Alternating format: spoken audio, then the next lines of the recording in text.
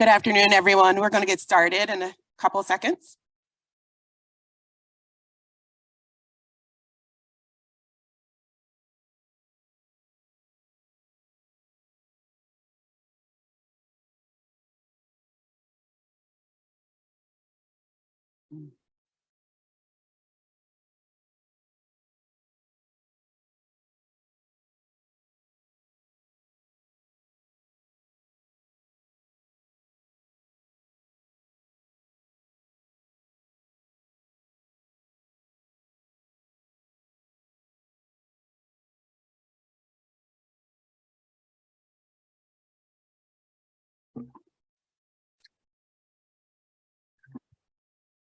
Good afternoon, everyone. My name is Roxanne Carter-Johnston, and I am the Diversity, Equity, and Inclusion Council Chair. DEI is playing a much larger role than ever in our lives and in our interactions at work, school, community, and at each Realtor Association level, local, state, and national. To challenge ourselves to be better, CAAR is committed to bringing influential speakers to broaden our mindset and change the way we think or approach issues and situations. We encourage you to listen, ask questions, and understand one another. Whether you are here in person or joining us virtually, you are showing a desire to be a better person. And with that, the DEI Council wants to thank you for being a part of the DEI conversation. At this time, I would like to thank our presenting sponsor, Virginia Housing, for supporting our DEI events this year. I would like to welcome Frank Webster to join me on stage and share a few words.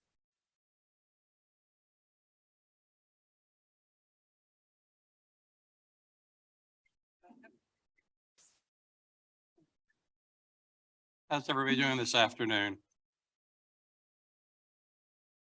So my name is Frank Webster. I am Virginia Housing's Business Development Officer for Charlottesville and the entire Western region of the state. Virginia Housing appreciates the opportunity to sponsor this event for CAAR, and we support diversity, equity, and inclusion in such a vitally important area as housing. For 50 years now, Virginia Housing has been a leader in the work of making sure that all members of the community have equal access to the benefits of home ownership. We continue this work now and in the future by working with realtors, lenders, local governments, and nonprofit organizations to provide significant resources that help lower barriers and put home ownership within the grasp of those who otherwise might be left out or excluded.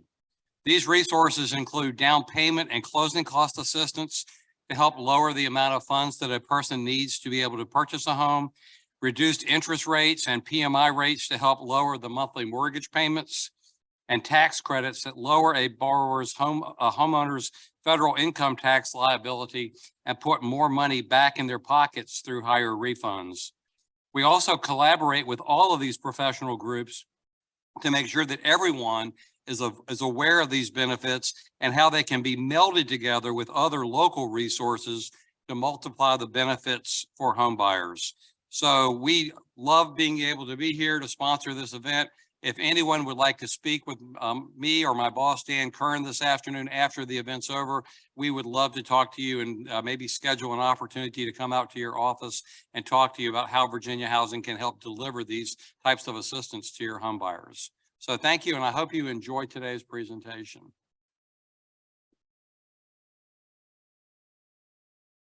Thank you, Frank. Lunch and beverages are available in the pre-function area. Following the documentary, we will open the session up to Q&A with our esteemed panelists, writers and producers of the documentary, Jordy, Yager, and Lorenzo Dickerson, Waki Wynn, a realtor who was featured and whose family was mentioned in the documentary, and Tom Woolfolk, CAAR past president, who will moderate the discussion. If you would like to learn more about each panelist, please refer to today's handouts. If you would like to ask the panelists a question during the Q&A, please complete an index card. If you are joining us virtually, please use the question feature in the Zoom toolbar to submit your question and it will be read out loud. Okay, let's go ahead and get started with the documentary. Documentary is hard to watch, Allie. I'm so sorry, I'm veering off the path of this, but Thank you guys for creating that documentary. Can we give them another round of applause, please?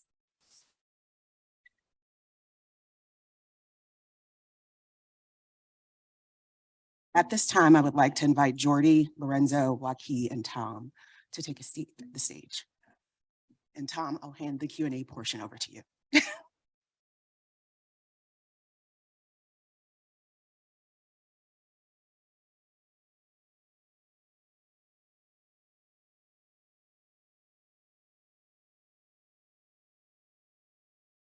While they're coming up, just going to give you some real simple ground rules here. I've got a list of questions. I'm going to select a few here to start things off. All of you should have one of these cards on the table in front of you. So if you have a question you'd like to pose to the panel up here, please write it down. Make sure it's legible because I'm going to have to read your handwriting. And hold it up so Allie can see. She'll come collect it and bring it up. If you're on Zoom, if you're joining us that way, put the question in the chat and Allie will pick that up as well. So with that, I'm going to go ahead and get started.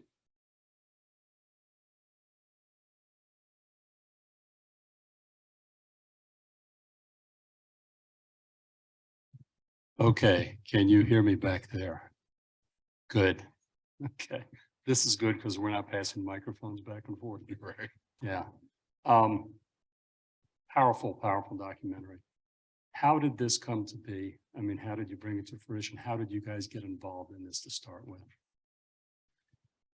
Jordy and I, we actually had this idea to tell a more full story of Vinegar Hill for quite some time. And then right as the pandemic, as everything was shutting down, really. So this is about April 2020 or so. VPM reached out to me and asked if I wanted to do a film. And naturally, I went right back to that idea that we've had for a while. I felt like it really fit the moment and the story really needed to be told. So I reached out to Jordy and Jordy was on board and kind of started there. We started right in April, May of 2020, starting the research for it. Yeah, I think this is our 5th project that we worked on together. Thereabouts. So we've worked on a bunch of different types of projects, whether they're long form narrative articles or film series, these sorts of things. This was our first full length feature. And we'd long since talked about Vinegar Hill as just something we knew about growing up, but that we hadn't seen the things that people had shared with us or that you experienced even with your family portrayed in any sort of mass kind of media that was coming out. There was the book that we reference by James Saunders and Renee Shackelford. I understand Mr. Saunders, I think, came and spoke to this group as well. And that is very, that's a pivotal foundational sort of piece of history that they culminated in that book with the oral histories. But there really hadn't been, I think, Lorenzo, the first thing you came up with was the title, right? One of the first things was Razed. And, we only say one, Razed, even though it's said twice, kind of leaving you to then interpret which Razed we're talking about, right? But the idea was that we would tell the story of RAISED, of people's rise from the origin point of that neighborhood through to 1965 and into today. But that history, that 100 years of people living in Vinegar Hill, calling it home and having it be the epicenter of all life, whether it's business, religious, school, where have you, that had been almost a second erasure that was occurring in our experience of how it was or wasn't being taught in schools.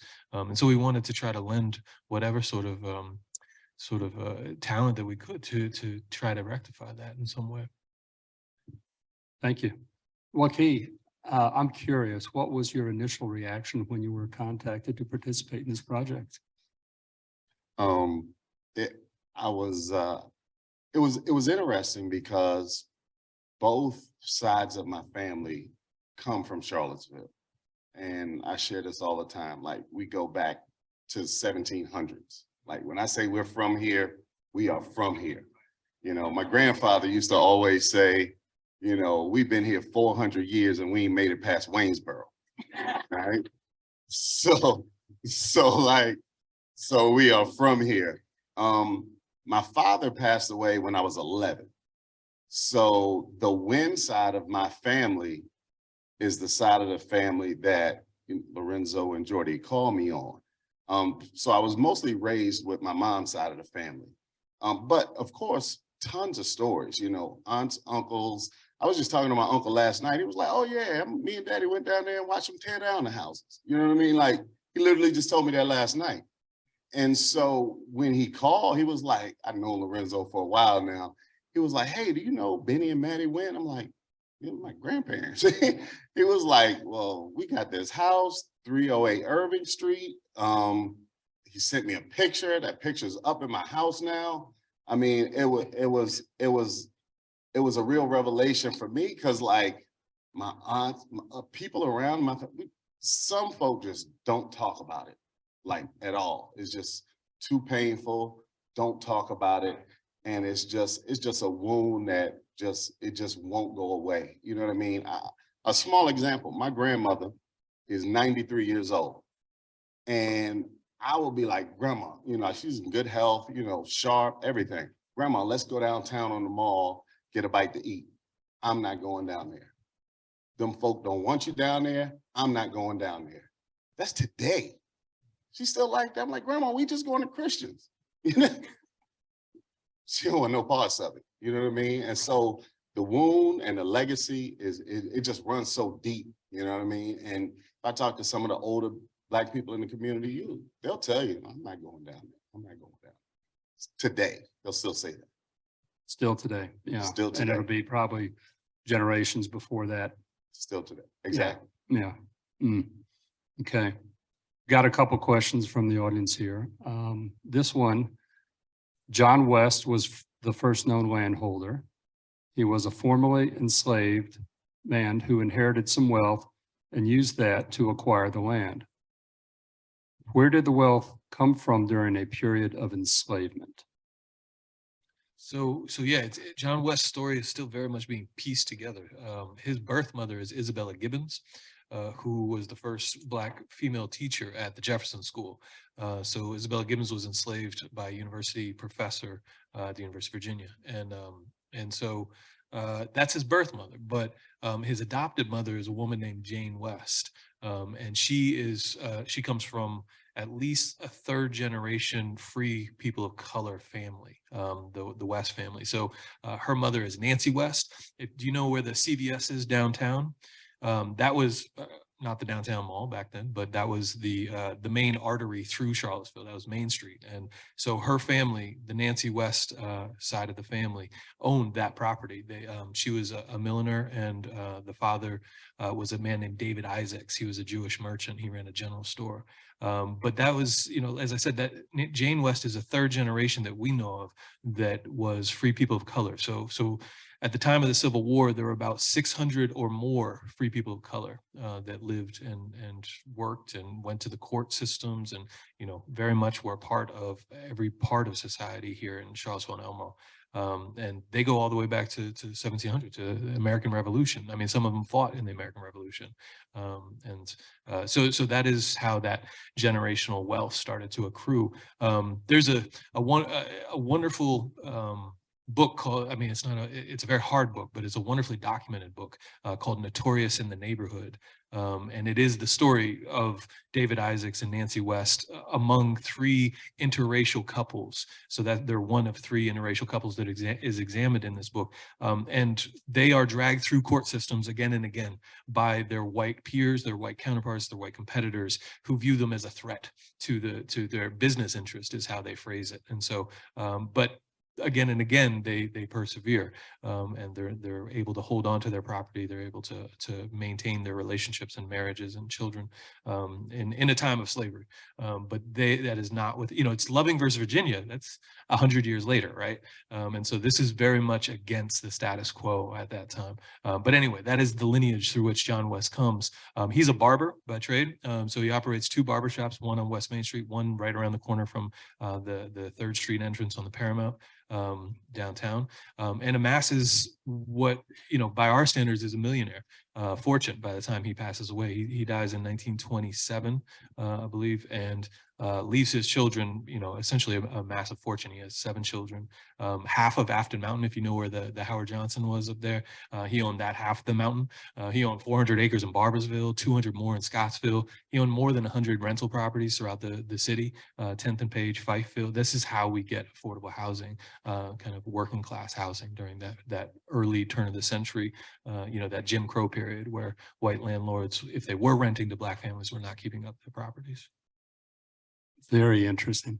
I get the sense that, a lot of us can apply a trade, but he was a businessman as well and was able to parlay that into acquiring wealth, which is sort of the dream that gets told to us sometimes in childhood, maybe not, but these are living examples of that.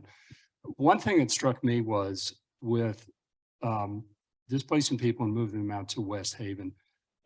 The thing that struck me about this, and this is my second watch of this thing, but it's even stronger the second time around, was here you have a community, okay, and all that implies. A big part of that was the economic growth. So when it moved to West Haven, maybe some businesses were there, but really what happened to the bulk of the businesses? I get the impression it was just gone.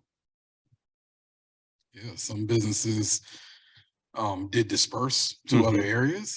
Of course, outside of that central location, over time the businesses didn't do as well as they did when they were once located in Vinegar Hill. So over time, yeah, the businesses they dispersed and they went away. Right. So that economic empowerment also went away along with it. I would think during those years, you had to have that community to support the businesses more so than we have today. Today it can be global, depends on what the business is. But back then you had to have that community. So once that community was gone, my assumption was that, that would not be as large and as vibrant. And the other question, maybe you guys can address this for me, is a city like Charlottesville, the municipality relies on, it's taxation of your businesses and your residences, that sort of thing, to support itself, to survive and whatnot. But it just seems to me that this was Charlottesville shooting itself in the foot, maybe. Do any of you want to comment on that?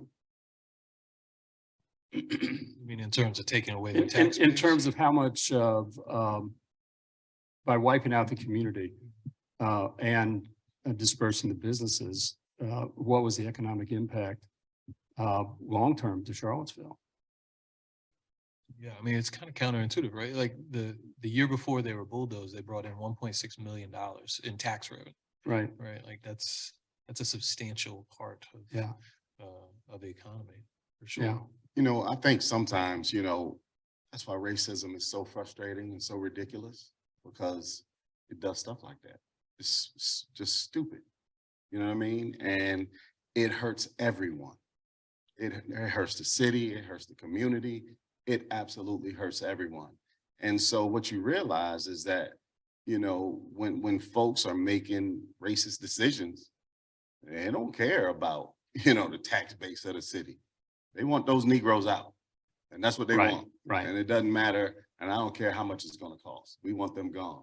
And so, that's the insidiousness of it all. And it's just absolutely ridiculous. And it just takes so much energy to be that way. It's unbelievable. Yeah. And people continue to do it. Okay, we've got some more questions here from the audience. How do current affordable housing efforts manufacture and continue institutionalized racism? Did I get that right? Yeah, okay.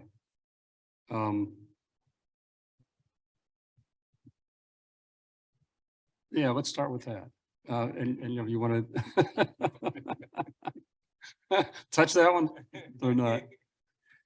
How do they Current, manufacture? how do current affordable housing efforts manufacture and continue? In other words, create, let's use the word create, and continue institutionalized racism? I think it's real simple. There are no Black developers participating in the development of these projects. Mm. It's very simple.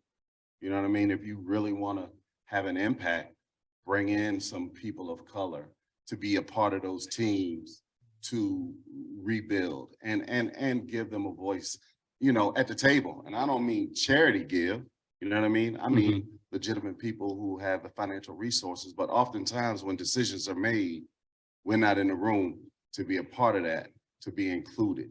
And so that's really what happens. You know, people of color have to be brought to the table to be a part of these decisions.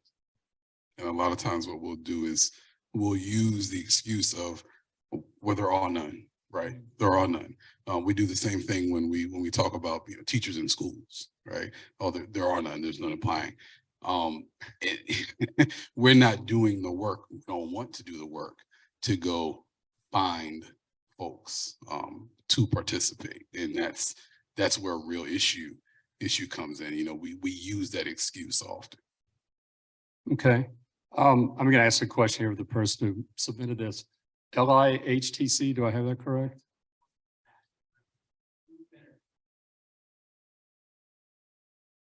Okay, so the question was who benefits, from the low income housing tax credit and other HUD programs that do not accommodate land use patterns, business development that are or would be similar to Vinegar Hill? The developer, and if somebody knows somebody else benefiting, let me know. I mean, I don't know. I mean, I don't proclaim to have all the answers, but you know, as far as I know, that's who gets the credit. Right. Okay. So we were talking about generational wealth earlier, and I like to use the phrase, you know, the getting to the first rung on the ladder of home ownership, and this is where it starts. And do you think that current affordable housing programs manufacture wealth or poverty?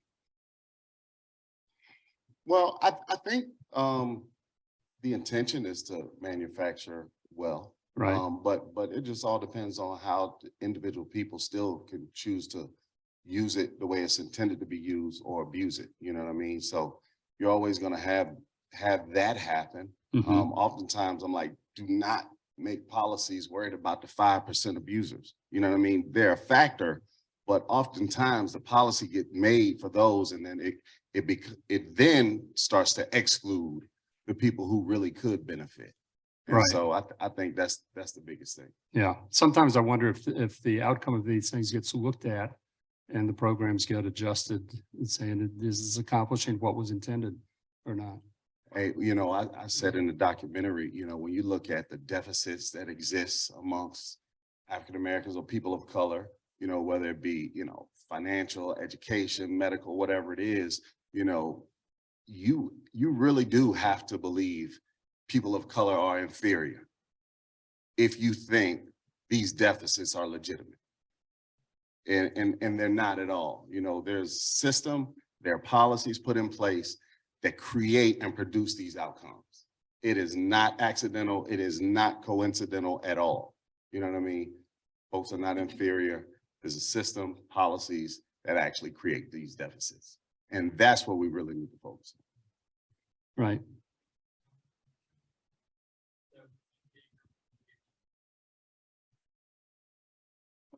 I'm gonna stop you a second. Yeah, I'm gonna give you my microphone. Go ahead. So just to maybe chime in a little bit on that question about affordable housing, it's Dan Kern with Virginia Housing. So the LIHTC question, I mean, that is a program that's designed to incent developers to, you know, build projects where a certain component of those projects has, housing for, you know, lower moderate income people. Those are rental situations though. So that technically that's not creating wealth, but in the home ownership division, I mean, we definitely have multitude of programs that are designed to provide, you know, those opportunities to buy real estate and create wealth. So I guess the question, I mean, there's two sides to it. There's the rental side, and then there's the home ownership side as well.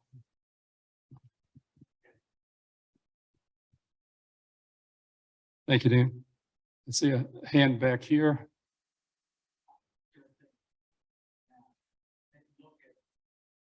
Didn't intend to do this, but I'm walking around, so go ahead, give us your name. My name is Cliff Fox. I work I work, I sell to the development community. I do mostly commercial real estate. And I've worked a lot on affordable housing. It seems to me that Vinegar Hill was a community, a vibrant community with integrated businesses. You cannot, with any affordable housing program that I've seen, excluding a little potential integrated spark funding, create a community like Vinegar Hill where you have, where the occupants have the opportunity to generate businesses or own real estate within the community. Basically, LIHTC is a tax credit program that benefits the developer. Okay. And that's straightforward. The whole notion of are we creating wealth or poverty? Are the rental programs vehicles that help the individuals living in those communities build wealth?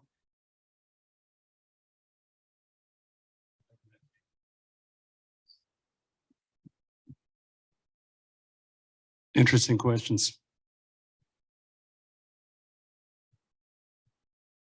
Okay, we're getting a whole list of questions here, guys. Are you ready for this? We are.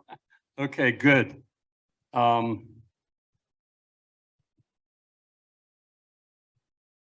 Interesting one here. Do we know if white property owners were compensated more for their property than black property owners when Vinegar Hill was raised? Yeah. Was there a question out there? Okay. Did I? No, I don't think anybody has actually looked into how much people were compensated, whether it was fair market value.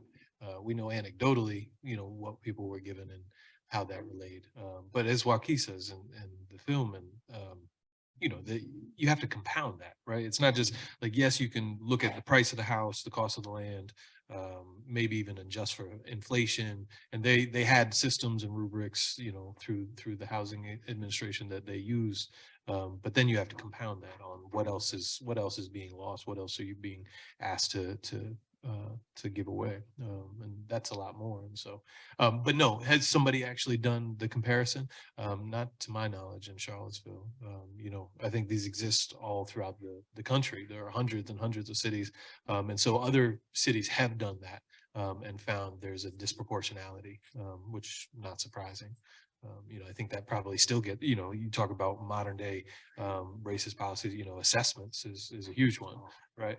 And property tax assessments and looking at how a white family and black families are assessed very differently.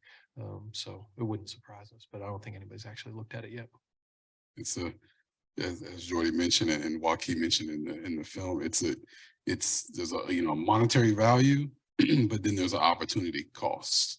All right. So who was not able to go to college because their family no longer owned that home, or who was not able to start that business generationally? We have to look at that piece as well. Okay, well, that kind of leads into the next question we have here. Waki, you brought up reparations in the film. This is a trigger word, especially for white people. In this room full of mostly middle to upper class white people, what do you want us to consider when choosing to support reparations? Or if not directly supporting reparations, what should we keep in mind toward Vinegar Hill happening again through policy? It's always it's a trick question, but it's not a trick question at all. Actually, I like to think of it this way. There's always a balance between, I don't want to look like I'm running with my hand out and give me something. Right. You know what I mean? Sure. But at the same time, that used to belong to me. All right. So here's what I say. It was taken from money. So then money needs to be paid. It's real simple. When you took it for the money because look, I mean, CVS is nice, Staples is nice, and Wendy's and all that stuff down there is really nice. You know what I mean? That stuff was taken for money. So why don't you want to pay the money?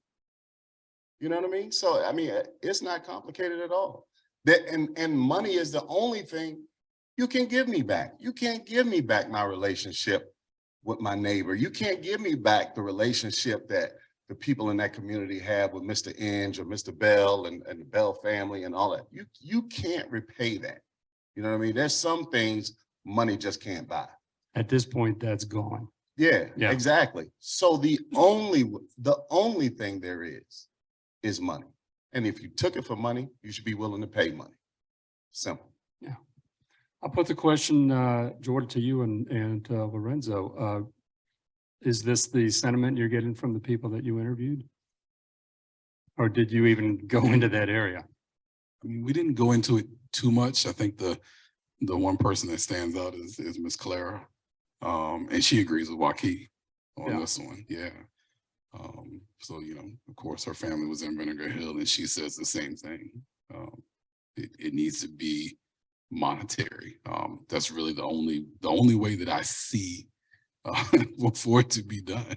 The park don't cut it. Yeah, Got it. The park just don't cut We can quote you on that. it. You can quote me on that one. The park don't cut it. 15,000 doesn't cut it. Okay. Here's another one we have. The first residents of Vinegar Hill had a strong sense of community. That's pretty much come out in the movie and the session here. What is the sense of community now?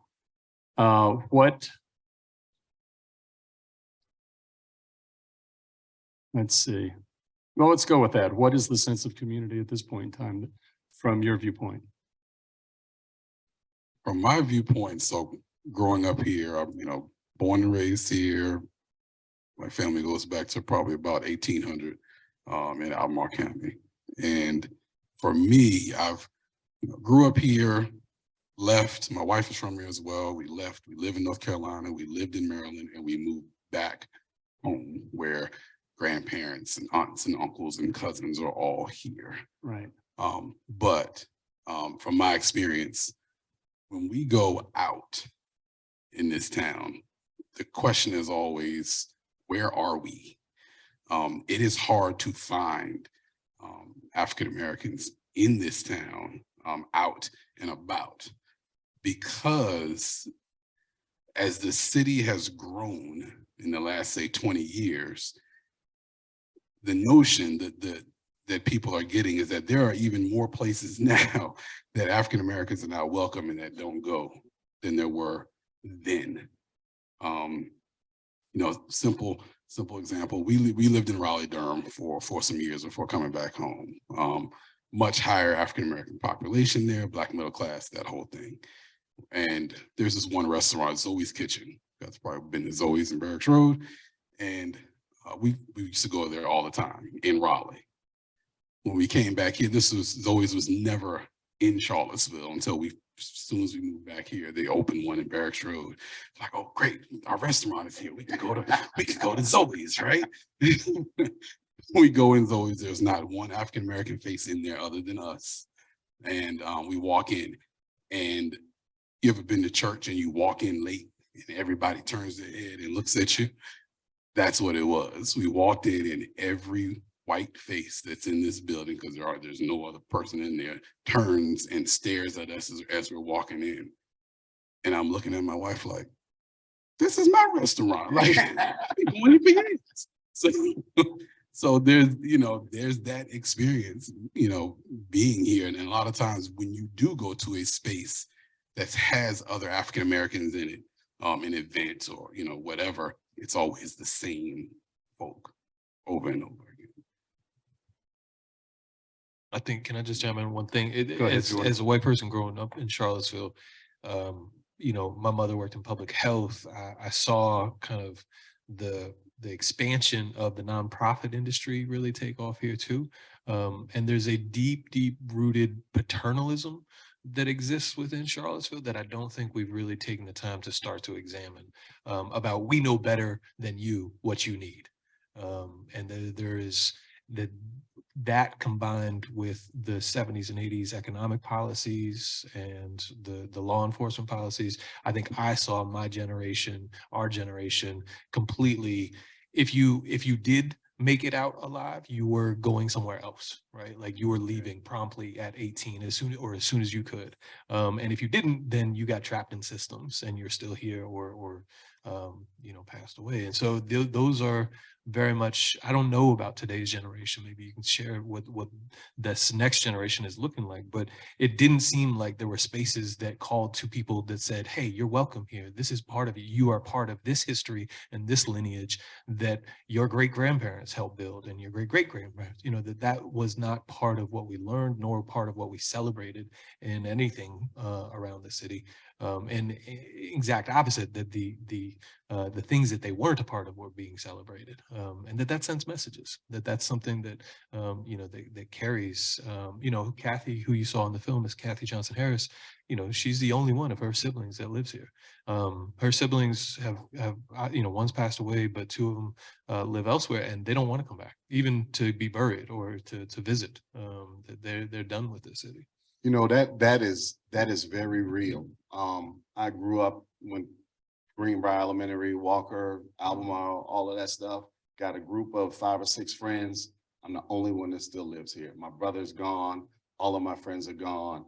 And then they've gone to, DC, Raleigh, Charlotte, Atlanta. And they ask me all the time, how do you stay there? How do you stay there? They ask me that all the time. And the real ripple effect now is because I've been here for so many years, and my grandma's 93 years old, and one of her friends called me to sell property for them because now they want to sell it. Well, guess what? The kids don't want to come back. And they're like, just sell it, we're done. We're not even coming back. You know what I mean? And so the effects of that just continue to have an impact on families. You would not believe how many Black families I've sat down in their living rooms and begged them not to sell and to try to figure out something else.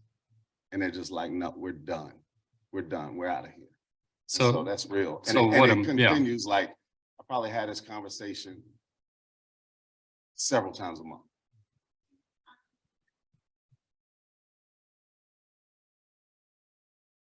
Here, Julie. Give us your name and read your question and speak clearly into the microphone. I am so moved. And I grew up in the Midwest in a small town. I did not even know there was racism in my town. And how can we help the wound? Your grandmother has such a strong wound, and we need to address that type of thing so we can go forward. And how do we do that? Whenever, that's always an interesting question whenever I'm asked that question. And, I tried to help grandma. It ain't happening. But here's what I will say. When each and every one of you are at family dinner, we just had Thanksgiving and Christmas is coming up, and uncle comes out of his mouth the wrong way, speak up. When aunt comes out of her mouth the wrong way, speak up and let them know that that's not acceptable and that's not gonna take place in this family anymore. That's what you can do. That's what you can do. Thank you. Okay, Allie told me we've got 10 minutes. The time is flying. I've got a few more questions here, so I'd like to get through as many as possible. With the documentation that exists regarding families and lands and homes taken, has there been any math done to come up with a dollar amount owed just for the property itself? No, not to my, I mean, that is something Lorenzo and I have talked about. So one of the first things we did in thinking about making this film was to gather our arms around the sheer volume of material. And so we went into, the Historical Society has these four giant cardboard boxes, legal boxes of files that the Housing Authority and the city pulled together. And within those, we digitized them all. And then we made spreadsheet after spreadsheet after spreadsheet. And so we've got that material, we've got that raw data now. But it really does, I mean, it would take a team of professionals and or people who just have the dedicated amount of time and energy and albeit probably funding to be able to sit down and do that. And, you know, we've talked about all of the, so often with talks about reparations, people are saying, yeah, but, and certainly there's no one size fits all, right? Evanston, Illinois is creating a $25,000 housing assistance fund for people who are impacted by redlining in Evanston, but that falls short because what about all the people that moved, right? And never came back? What about the people that don't want to buy a home? What about the people who wouldn't be able to qualify to pay a monthly mortgage? You know, so every reparational attempt that we've seen so far, there've been land back, you know, saw Bruce's Beach, the land back movement in California, Manhattan Beach. They've always been, you know, part and parcel. And so, you know, Charlottesville always thinks of itself as a little bit of exceptionalism, that we do it best, right? And I think that we could do reparational policy Paternalistic idea, yeah. in the best way so far. But, you know, one of the questions that we've talked about is like, well, what do you do with people like Sadie Mason who are renters in that scenario? You know, how do they get compensated if they didn't have any actual ownership of that home? You know, and surely there must be a way. We talked to her granddaughter who's still around, or daughter, is it? Sadie's daughter, yeah, who's still here, and anyway, so like Waki said, you know, this isn't rocket science. You know, we know who these people are, and we have the raw numbers. We do need the dedicated time, and we need probably a group or a body of people who are willing to kind of push this forward as something that we care about. Because, you know, here we are, what, 60 years later, and we're still talking about it, but it's, you know, so I think it really does take some group of people to be able to push that forward and make it, you know, this is a non-negotiable sort of policy about moving forward. Gotcha. We've come up, we can come up with funds for all kinds of stuff. We can find the money for this as well. True. Okay. Do you feel that the city and Albemarle County are continuing to encourage segregation by its stance on businesses, not wanting skilled jobs or high-paying industry jobs, and not allowing for auxiliary units? Why, Waki, I'm going to go down your end. I think people mean well. I'll just say that. I just think people mean well, but I really don't have a serious good answer for that. You know, I have learned to never judge people's intentions. You know what I mean? I just watch what you do. You know what I mean? I won't judge your intentions because I think sometimes people mean well, but they just fall short. I'll say this. Was that polite? Yeah.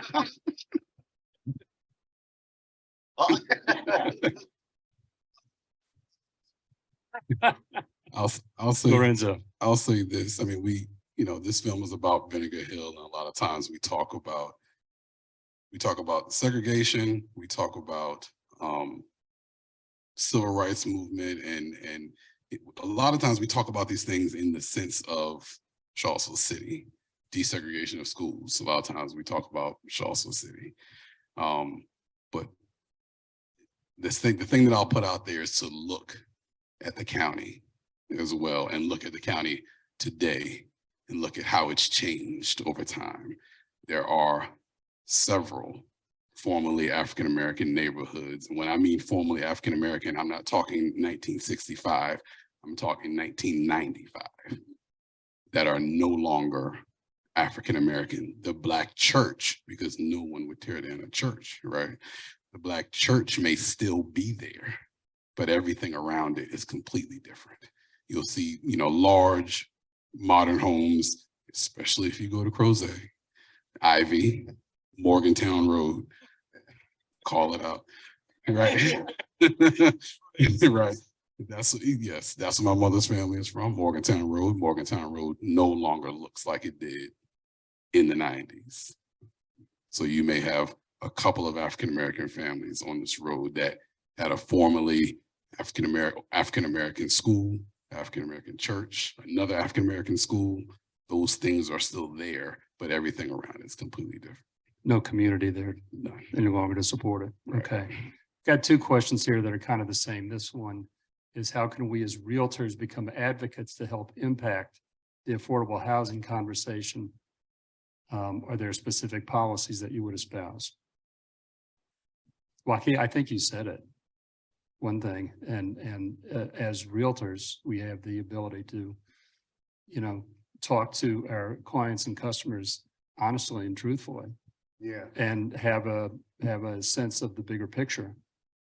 absolutely. That Yeah. is a big piece, you know. I always tell my wife, I say to her, my dream is to put postcard investors out of business. You know what I mean? You know, I'm so fed up going to houses. We need to talk. And see, and seeing a little postcard on the table saying, you know, we buy houses and they're buying for 30 and 40 cents on the dollar. And oh my gosh, it is so heartbreaking to see it over and over and over again. And, you know, when people get frustrated because, you know, they might owe 5,000 in taxes or whatever, and they just, you know, I saw one family who, it just breaks my heart. You know, they sold their house in the city and the lot right beside it for $102,000. Yeah, and and the thing about it was, in that particular family, the postcard investor had given them like $10,000 cash before anything, and I was like, good, keep their $10,000 and don't sell it to them. It's like, and they were like, we can't do that. I'm like, they're taking advantage of you. We already took their money. Yeah, We're not we gonna see do these that. You know what I cases. mean? Yeah, And we so see it from it's time like- to time. Yeah, and so it's like, you know, the way that I see some people in the community get preyed upon, you know, and I'm all for, you know, I'm all for investment and capitalism, you know, but when I see people genuinely and truly get taken advantage of, it is just heartbreaking, and it happens over and over and over. Allie, I wonder if we could go 5 minutes over. Yeah. We have 1 minute? 1 minute. Okay. 1 minute. Is that what I'm here? Okay. We'll get to you in a moment. I've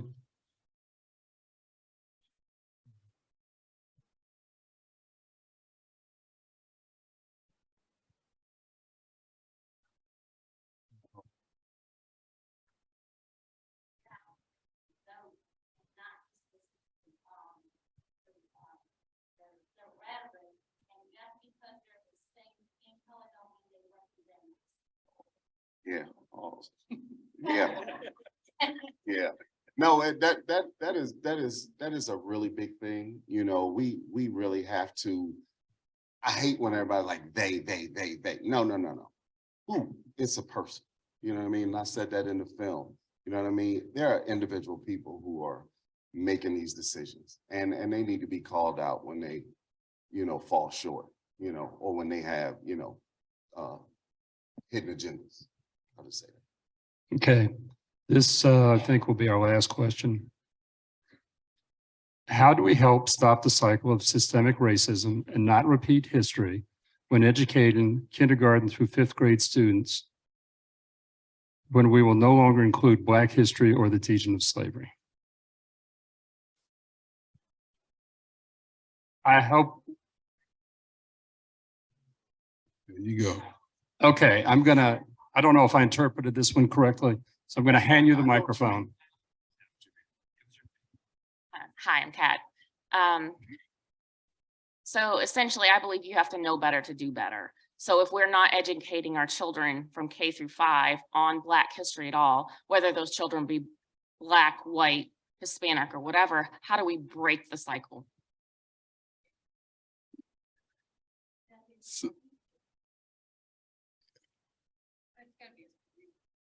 So, Gentlemen? yeah, sure.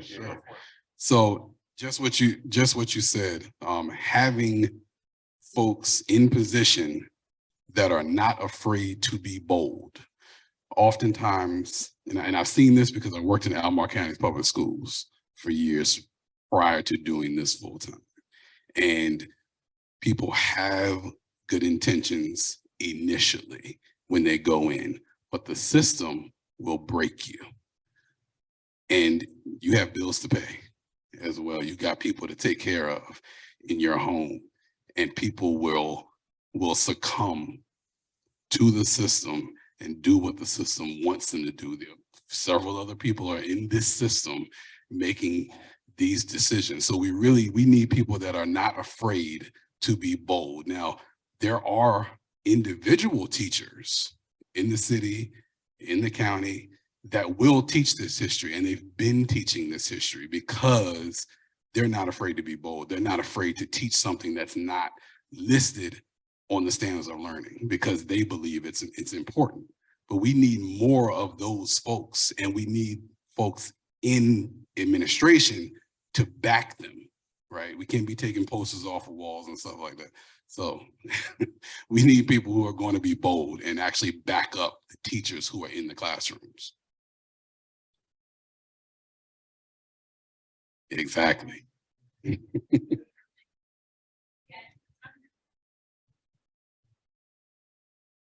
For sure, for sure. Yeah.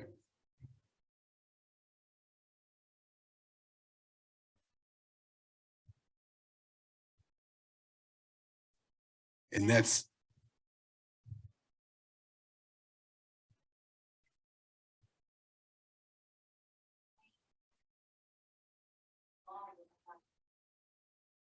right, and that's exactly what I meant.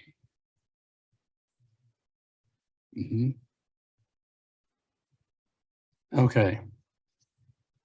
We're out of written questions and we're out of time, gentlemen. I will say this. Thank you for being here.